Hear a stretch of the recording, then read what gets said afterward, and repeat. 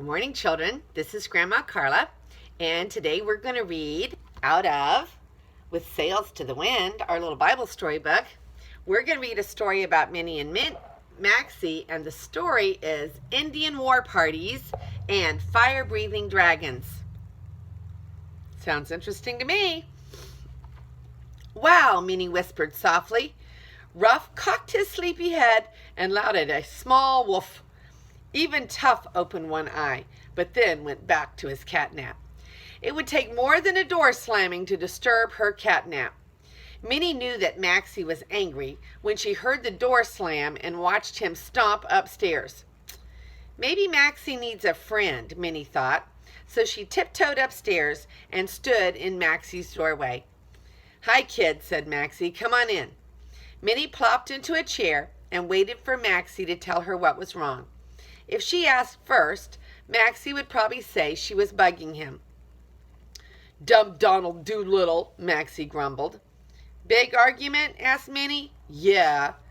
So? Forget it. Are you kidding? Dumb Donald kept saying I told you so. Minnie smiled. She knew that Maxie might have said the same thing if he had won the argument, but that was different.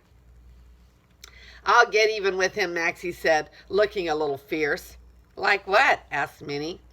Like calling an Indian powwow. I'll bring all the Indians in the tribe together tonight and we'll form a party. At dawn, we'll attack. Minnie's eyes grew wider. She could see the Indian war party riding down the street at dawn. She was almost ready to cheer Chief Maxie on until she saw some braves drag Donald from the house and tie him to the stake.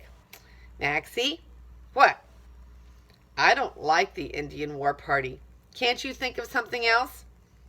Sure, I'll bring Nimbo from his cave. Nimbo? You know, the fire-breathing dragon.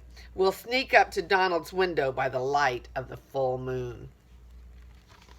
So here's a picture of Maxie all huffy and puffy on his bed, and Minnie trying to be a good friend.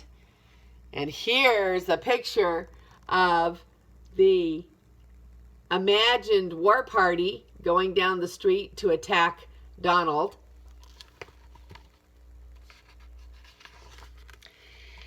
Can't you see dumb Donald running down the street with his pants on fire and Nimbo and me chasing him? Maxie chuckled when he saw that, but Minnie did not. Maxie? What? I don't like fire-breathing dragons either. Can't you think of something else? Maxie thought for a minute. I could jump in my fighter jet and drop water balloons on Donald as he runs for cover, he said. I could even fill the balloons with purple ink. That would fix dumb Donald. It would take a month for him to wash all that purple ink away. Minnie frowned, but Maxie went on talking. Then I could roar down into his backyard and grab my trusty sword and attack. Maxie grabbed his ruler and started slashing away at poor Donald, standing there covered with purple ink. Maxie? What? Where did you get that sign over by the door?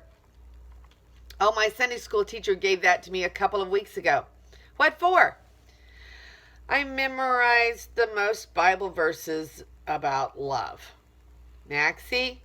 What? What does the sign say? What's the matter, kid? Can't you read? It says, Jesus said, love your enemies too. Did Jesus say that? Of course, the sign says so. Maxie? What? I wonder what Jesus would say about Donald.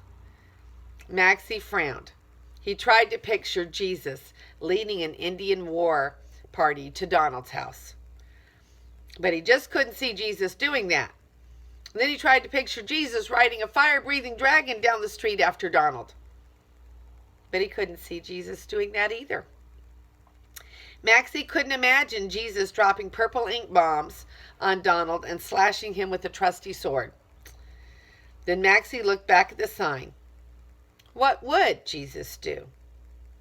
I guess Jesus would ask Donald to my party next week, Maxie said softly. Minnie smiled. That's much better than Indian war parties and fire-breathing dragons, she said. Yeah, Maxie answered. I better go call Donald right now. There's the picture of Maxie imagining swooping down on poor Donald on a fire-breathing dragon. And here's Minnie being a truly good big sister and reminding Maxie of God's verse. It says, love even your enemies. So Maxie learned a lesson. Let's listen to our Bible questions, okay? Do you ever try to get even with friends when you're angry at them? What did Maxie want to do to get even? Why do you think Maxie and Minnie were not happy with Maxie's way? Number 2. Why did Maxie change his mind about the war party and the fire-breathing dragon? Why did Maxie and Minnie both seem happier when Maxie decided to do things Jesus' way? Do you think obeying Jesus actually makes us happier? I do. This is Grandma Carla, and I will see you next time with Sailing for Jesus. I love you.